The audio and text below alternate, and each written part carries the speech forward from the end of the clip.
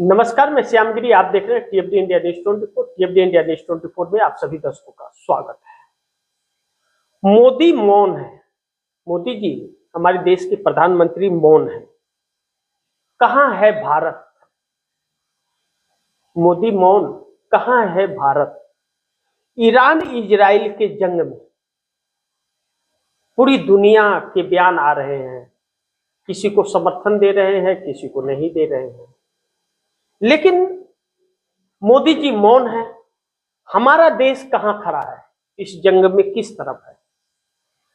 लेकिन अमेरिका में ट्रंप का खुला विरोध होने लगा है और वह विरोध अमेरिकी राष्ट्रपति डोनाल्ड ट्रंप को अब भारी पड़ने वाला है। कहीं ऐसा ना हो कि कान पकड़ के सत्ता से उनको हटा दे जनता। अब ऐसे में ईरान ने जो कहर बरपाया है या अमेरिका को जो क्षति पहुंचाई है ईरान ने, उसकी भरपाई इतनी आसानी से और इतनी जल्दी कर पाना बड़ी मुश्किल होगा। तो ट्रंप नवंबर महीने में चुनाव में जाएंगे। नवंबर महीने में चुनाव होगा तो ट्रंप का क्या हाल होगा? लेकिन नवंबर तक ट्रंप रह पाएंगे या इनके ऊपर कार्रवाई हो जाएगी अमेरिका के अंदर? क्योंकि 50 से 60 हजार अमेरिकी सैनिक हताहत हुए हैं। उनकी डेड बॉडी पहुंचनी शुरू हो गई है अमेरिका में, और जैसे जैसे पहुंच रहा है डेड बॉडी सैनिकों का, वैसे वैसे अमेरिकी राष्ट्रपति ट्रंप के खिलाफ हवा उल्टी पड़ रही है। ट्रंप ने गलती तो कर दी, अमेरिका ने गलती कर दी ईरान को छेड़ करके, लेकिन इजराइल तबाह हो गया। और जैसा ईरान से यह ऐलान हुआ था, खामनेई शहीद तो हो गए, लेकिन खामनेई ने शहीद होने से पहले कहा था कि इजराइल को दुनिया के नक्शे से मिटा दूंगा। तो खामनेई के शहीद होने के बाद भी ईरान उसी राह पर चल रहा है।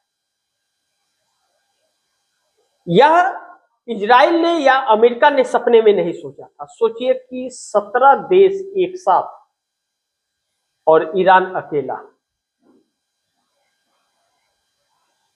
सिंपैथियां भी मिल रही हैं और अब कुछ सपोर्ट भी मिलने शुरू हो गए हैं, लेकिन जंग अकेला लड़ रहा है। पक्ष में कुछ लोग बोलने लगे हैं, लेकिन भारतवर्ष, जैसा मैंने कहा, मोदी मौन, कहां है भारत? तो मोदी मौन है, चुप है, मुंह में ताला मारे हुए, मुंह में दही जमा हुआ है। लेकिन हमारा देश किस स्टैंड पर खड़ा है?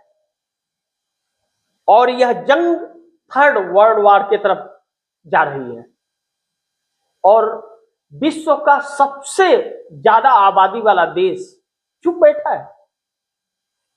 इसी के लिए हमारे देश को मेरा भारत महान कहा जाता था।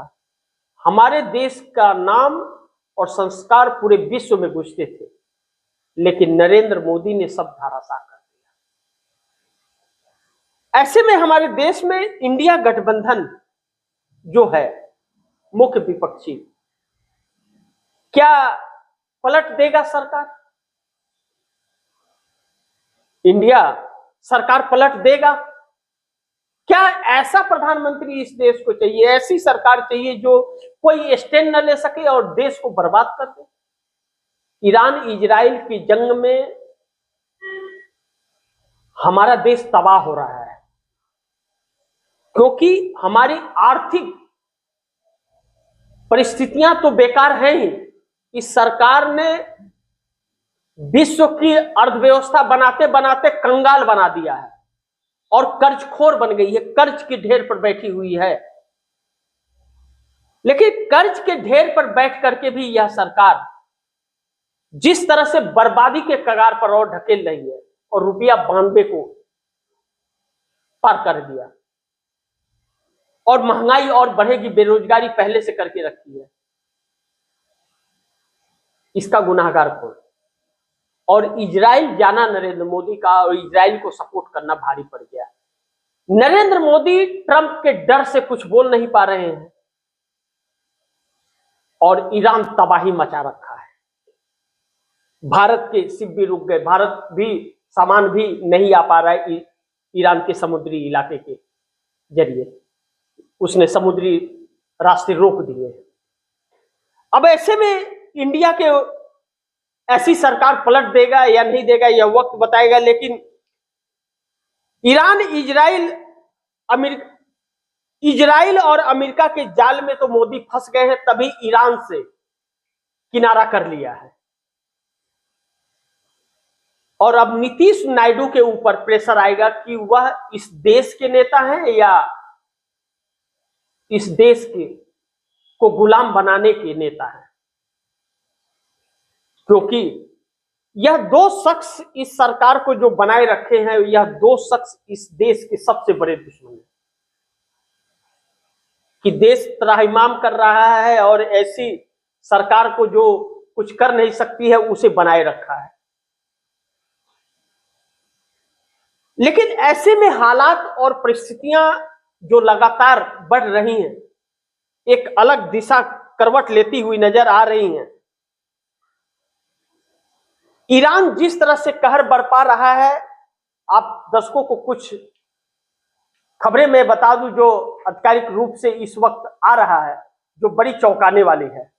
अमेरिका घुटने के बल है और ईरान के राष्ट्रपति मसूद पेजिशकियान ने बयान दिया है कि मैंने सभी मंत्रियों को और संगठनों और एग्जीक्यूटिव बॉडीज के प्रमुखों को यह जिम्मेदारी दी है कि वे आम जन को बिना रुके सेवाएं देते रहें।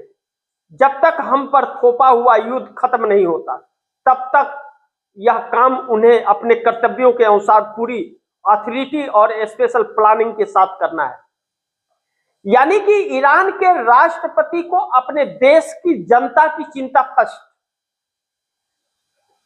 कि हर एक जनता के, हर एक व्यक्ति तक वह सारी सुविधाएं पहुंचनी चाहिए उसके घर, खाने पीने रहने व्यवस्थाएं सब कुछ, और उसे सुरक्षित रखना, सुरक्षित जगहों पर ले जाना, उसे सुरक्षित रखना, हर चीज उसे उपलब्ध कराना, इसकी व्यवस्था किसे दी है?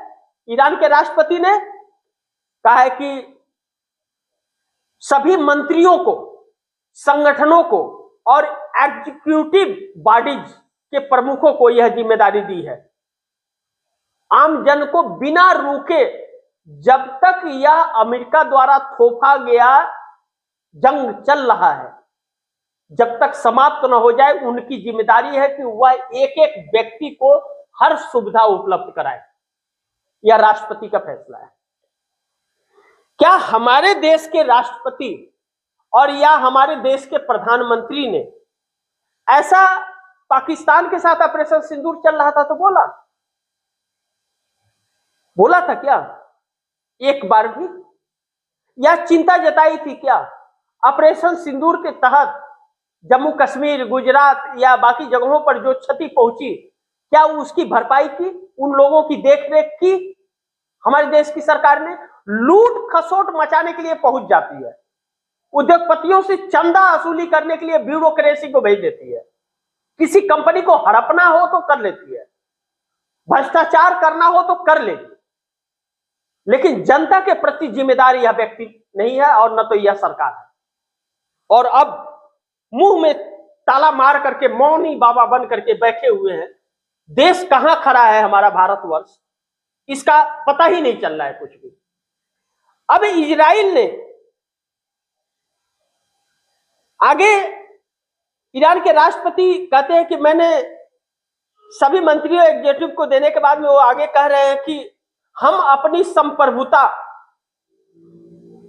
और अपने लोगों की रक्षा के लिए जो भी आवश्यक होगा वह करेंगे, चाहे इसके लिए कुछ भी करना पड़े। और नेतन्याहू, इजराइल के प्रधानमंत्री नेतन्याहू के दफ्तर को, ऑफिस को, प्रधानमंत्री के, इजराइल के प्रधानमंत्री के दफ्तर को उड़ा दिया, तहस नहस कर दिया। अब बताइए, और हमारे देश की सरकार क्या कर रही है? अब आप दर्शकों को मैं यह बताऊं कि अमेरिका, इजराइल ने ईरान में कहां किया हमला।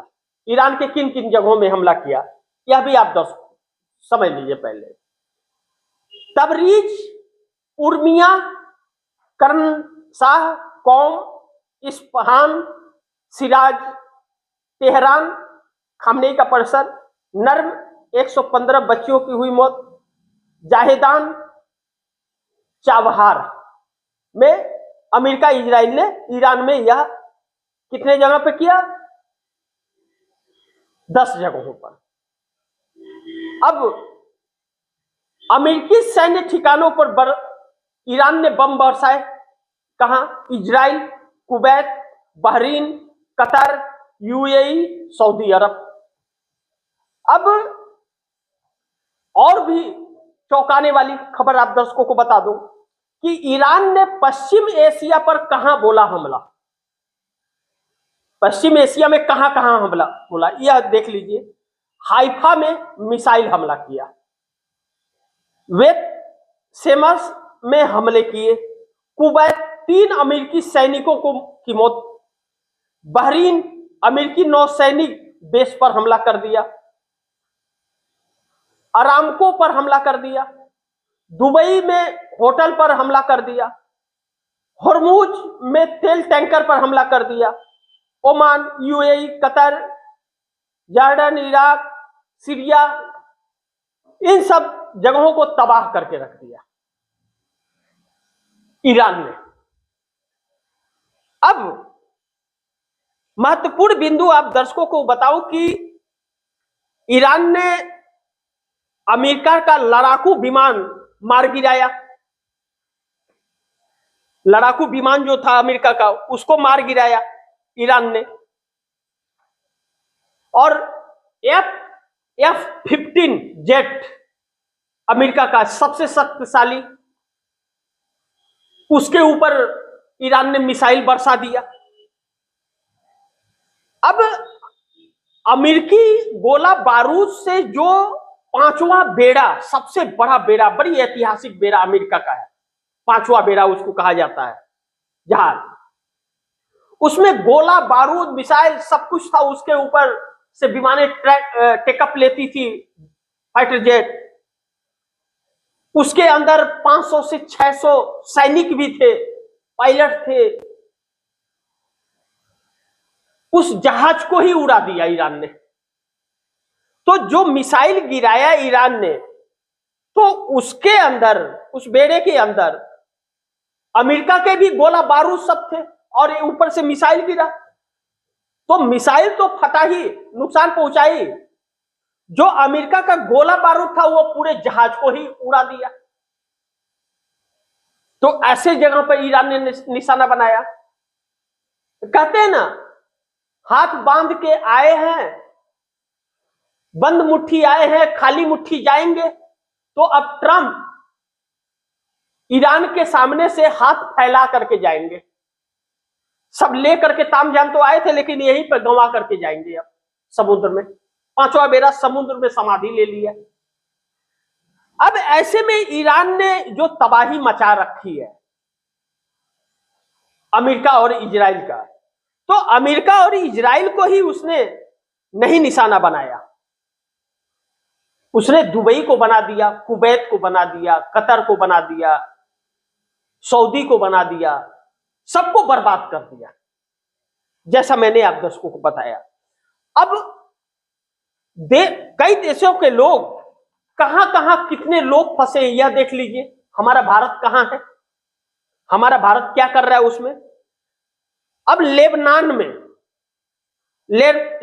में 2400 लोग फंसे हुए हैं।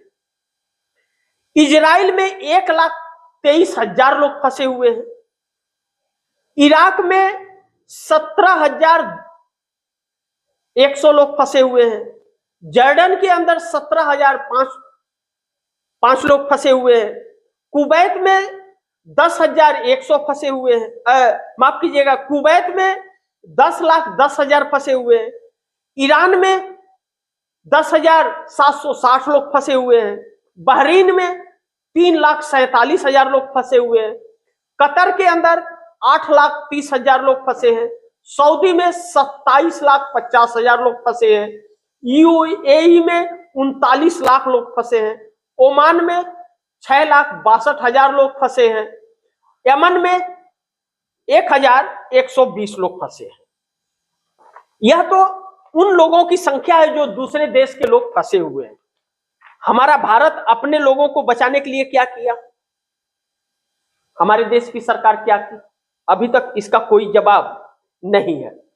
अब ऐसे में कुछ पॉइंट्स है जिस पर हम लोग को चर्चा करना बहुत जरूरी है।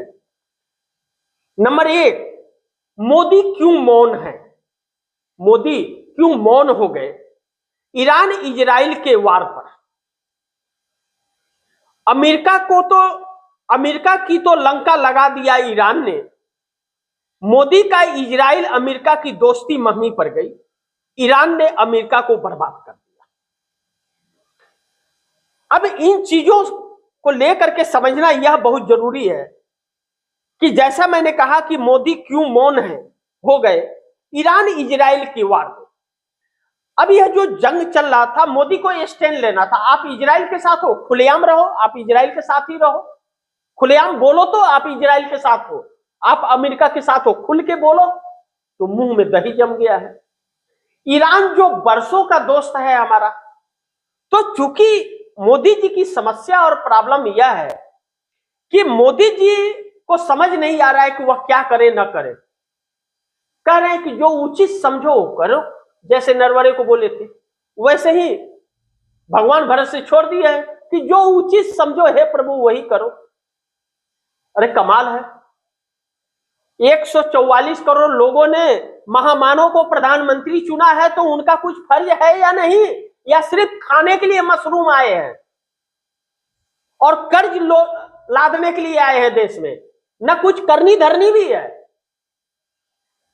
अब ऐसे में मोदी जी मौन क्यों है, यह सवाल उठ रहा है और ईरान तबाही मचा रहा है। अब दिक्कत यह है कि मोदी जी को इजराइल और अमेरिका की दोस्ती इसलिए महंगी पड़ रही है कि इस दोस्ती के चक्कर में अब देश बर्बादी की कगार पर भारत आ रहा है, तो वह नरेंद्र मोदी के लिए मुश्किलें पैदा करेगा। और जब नरेंद्र मोदी के लिए वह मुश्किलें पैदा करेगा तो ईरान ने अमेरिका को तो बर्बाद किया ही, साथ में ये मिडिल ईस्ट भी बर्बाद हो रहा है, भारत भी बर्बाद हो रहा है। क्योंकि इस जंग में जो समुद्री इलाके को ईरान ने रोक दिया है, रास्ता रोक दिया, और भारत का सारा सामान उसी रास्ते से आता है। तकरीबन 50% क्रूड ऑयल उसी रास्ते से आता है, उसने रोक दिया। एक जहाज तो उड़ा भी दिया, 15 लोग उसमें भारत के भी थे, क्रू मेंबर मारे गए। हमारे देश की किसी मीडिया ने छापा, बताया हमारे देश को क्या नुकसान हो रहा है? शेयर मार्केट क्रैश होकर के लाखों करोड़ों की बर्बादी हो गई, किसी ने बताया? इतना प्यारा हो गया पैसा कि वह देश से सच्चाई छिपा रहा है, निकम्मी सरकार का गुणगान गा रहा है। अब ऐसे में यह दोस्ती कितनी महंगी पड़ेगी या मैं नहीं जानता, यह तो वक्त बताएगा कि इजराइल और अमेरिका की दोस्ती कितनी महंगी पड़ेगी हमारे देश के प्रधानमंत्री नरेंद्र मोदी को। लेकिन देश भुगत रहा है, भारत भुगत रहा है, इससे इंकार नहीं कर सकते। और ट्रंप की अकड़ जो है ना, ईरान ने ढीली कर दी। ईरान ने नसें चूड़ियां उनकी टाइट कर दी। अब क्या होगा यह तो वक्त बताएगा। लेकिन अब अमेरिकी राष्ट्रपति ट्रंप जो है, ट्रंप को लेकर के अमेरिका के अंदर भारी विरोध का सामना उनको अमेरिका में करना पड़ रहा है और सवाल खड़े हो रहे हैं। और जो बर्बाद हुआ है अमेरिका की आर्थिक तंगी जो अब आ रही है इस हमले के बाद, और अमेरिका का एक खौफ जो निकल जाएगा लोगों के ऊपर से, जो कहा जाता था विश्व का सबसे शक्तिशाली देश है, बस इसी के लिए है कि दौड़ के गया, मारा और पीछे से भाग गया, पीछे से मार के। सामना सामनी में यही हाल होता है। तो बहुत तीसमार खां ट्रंप बन रहे थे, ईरान ने उनका पसीना छुड़ा दिया। कहते हैं ना कि हाथी 1.25 लाख की होती है, मर भी जाए हाथी तो 1.25 लाख की होती है, लेकिन उस हाथी के सूंड में अगर एक चींटी ढूक जाए तो उसकी औकात उसे नजर आ जाती है, एक चींटी भी हाथी को धराशा कर देती है। तो आज अमेरिका का वही हाल है, जिस ईरान को चींटी समझ रहा था वही चींटी उसके फन में ढुक गई और वह अब तड़प रहा है, समझौते के लिए गिड़गिड़ा रहा है ट्रंप। तो जिसे अपना गॉडफादर समझते हैं मोदी जी, वह तो गिड़गिड़ा रहा है, तो मोदी जी क्या करेंगे? इनको कौन बचाएगा? अब ऐसे में नंबर 2 पर अगर हम चर्चा करें कि शेयर मार्केट में तबाही मच गया, पूरा देश मोदी की गलत नीतियों से ने बर्बाद कर दिया। शेयर मार्केट के अंदर जो तबाही मची है वह तबाही इस देश को बर्बाद कर देगी, क्योंकि वह भरपाई नहीं हो पाएगा, क्योंकि नरेंद्र मोदी ने तो पहले से ही लोगों को बेरोजगार कर रखा है, पहले ही से ही रोजगार छीन रखा है। अब तो खाली डंडा बजाते हैं भेड़िए के जैसे, हुर हुर हुर डंडा मार, लेकिन कर्म 1 रुपये की नहीं है। माइक पे आएंगे तो गाली गलौज करेंगे, विपक्ष को गाली देंगे, जो इनको पसंद है, जिसको तोड़ना है पुल्हाना है उसको बड़ाई कर देंगे, और जो इनके लिए नासूर बन गया है उसको गरियाएंगे, लेकिन खुद के कर्म इन्हें नजर नहीं आते। अब मार्केट पूरा क्रैश हो गया, क्या मोदी जी का पैसा डूबा? क्या भाजपा के पैसे डूबे? क्या आरएसएस के पैसे डूबे? या इस देश के पैसे डूबे? ईरान इजराइल के इस जंग में शेयर मार्केट धाम हो गया, विश्व में इसका प्रभाव पड़ा।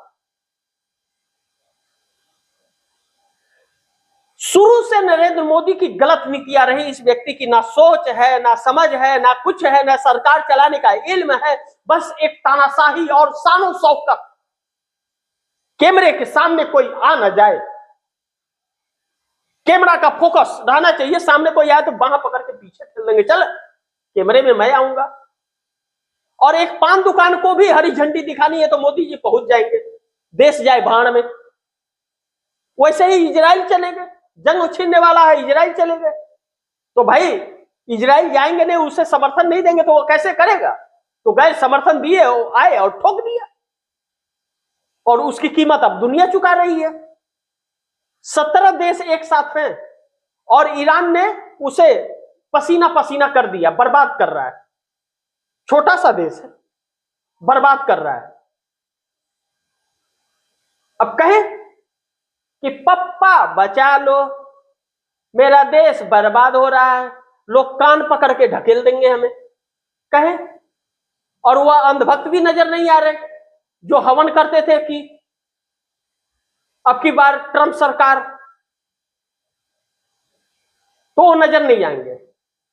क्योंकि कहते हैं ना, इंसान 2 तरह के होते हैं, एक सम्मान और इज्जत के लिए मरता है और एक लात जूता खा करके इज्जत से रहता है। 2 तरह के बुजुर्ग कह गए, या कहावत। तो बुजुर्ग जो कहावत कहते थे वह बहुत सटीक उतरता था, कसौटी पर खरा उतरता था। तो हमारा नकारापन पूरे देश के सामने आते रहेगा, लेकिन हम अपने धुन में चलते रहेंगे। कहते हैं ना, लगा दो आग पानी में जवानी उसको कहते हैं, लुटा दो बाप की दौलत फुटानी उसको कहते हैं। तो कुछ किया तो है नहीं, बर्बाद कर रहे हैं, फ्री का माल है।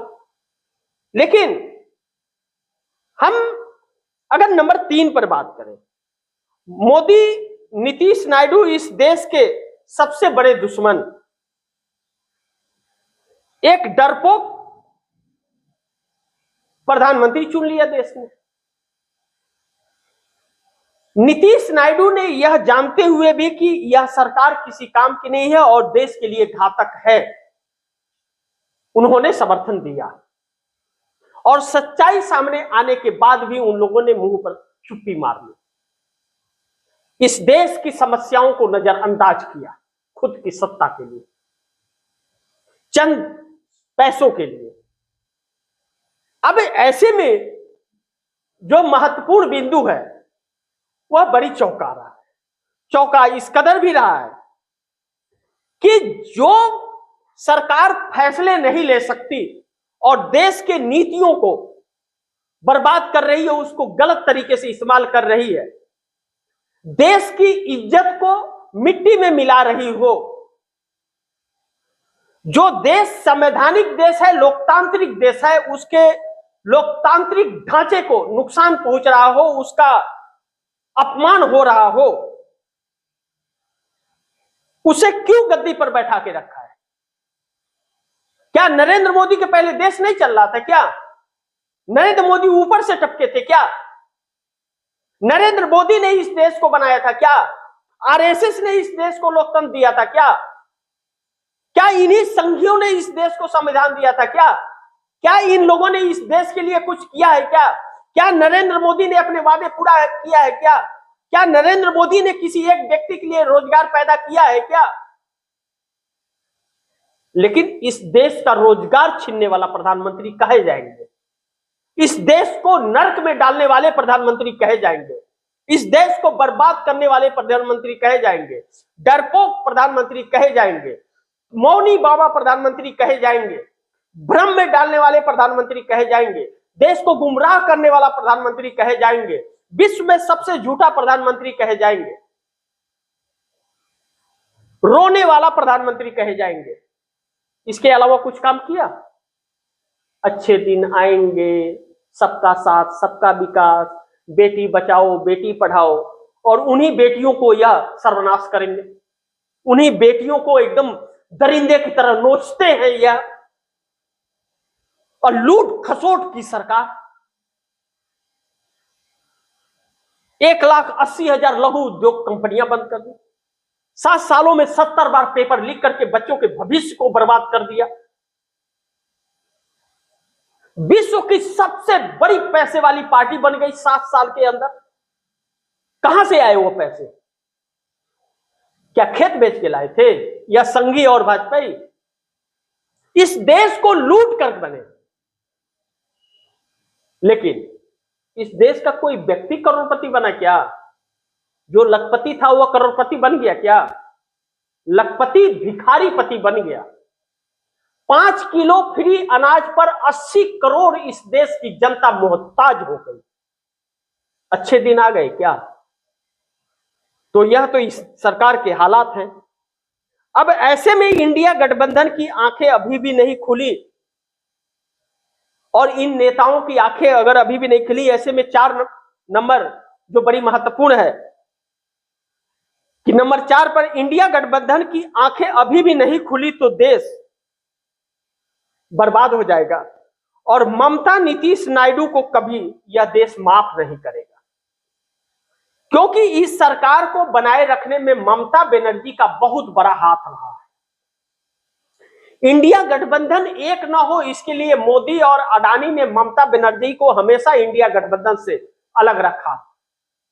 साथ तो इंडिया गठबंधन के रही, नाम तो इंडिया गठबंधन में रही, इंडिया गठबंधन में तो रही, लेकिन साथ में नहीं रही, पर्दे के पीछे मोदी के साथ रही। मोदी की सत्ता चली न जाए इसके लिए इंडिया में फूट बनी रही। लेकिन कहते हैं कि जब अपने पर बात आती है तब बात समझ आती है। अब पश्चिम बंगाल में चुनाव है, 72 लाख लोगों के नाम कट गए। लाजमी है कि ममता बनर्जी के ही वोटर के नाम कटे। वह 72 लाख किस मुकाम पर ममता बनर्जी को चुनाव में पहुंचाएंगे कोई नहीं जानता। इंडिया गठबंधन की संयोजक बनने के लिए तैयार है, लेकिन नरेंद्र मोदी का सामना नहीं कर सकती। विदेश नीतियां फेल हो रही है, उसके लिए आवाज नहीं उठा सकती, सड़कों पर नहीं आ सकती। सिर्फ पश्चिम बंगाल में सड़कों पर आकर के माइक हाथ में पकड़ करके जय जनार्दन करने लगेंगी और बोलेंगी और चली जाएंगी। और जो राहुल गांधी खुलेआम चुनौती दे रहा है, सामने है, इनकी नाकामियों को सीना ठोक करके बोल रहा है, तो उसके साथ में लोग नहीं खड़े होंगे। तो यही नेता, इंडिया गठबंधन के ही यह नेता आपस में फूट डाल करके समझौता अंदर खाने इस सरकार से कर रखे हैं। तो नीतीश नायडू अगर जब जब इंडिया गठबंधन में जाने का प्रयास किए, तब तब इंडिया गठबंधन में ऐसे नेता उभर के आए कि पर्दे से पीछे से समर्थन करने लगे, तो वह जाते नहीं थे, क्योंकि उनके जाने से कोई मतलब नहीं था, वह एक नहीं है। तो अब वक्त आ गया है, इंडिया गठबंधन की आंखें अब भी अगर नहीं खुली तो देश उनके साथ क्या करना है नहीं करना है इसका फैसला करेगा, लेकिन ममता बनर्जी हो, नीतीश नायडू हो, इन्हें देश कभी माफ नहीं करेगा। इस देश की सबसे बड़े गुनहगार यह लोग हैं, इस बात से हम इनकार नहीं कर सकते। बाकी देखते हैं क्या होता है, जो भी होगा खबरें आप दर्शकों तक लाते रहूंगा। आप दर्शकों की क्या राय है, क्या सुझाव है, कमेंट बॉक्स में जरूर दीजिएगा। इस खबर को ज्यादा से ज्यादा शेयर कीजिएगा, अपने दोस्तों को भी कहिएगा आगे शेयर करें। और आपने अगर टीएफडी इंडिया न्यूज 24 को सब्सक्राइब नहीं किया, सब्सक्राइब कर लीजिए, अपने दोस्तों को भी कहिएगा कि सब्सक्राइब करें। मिलते हैं अगली खबर के साथ, तब तक के लिए नमस्कार।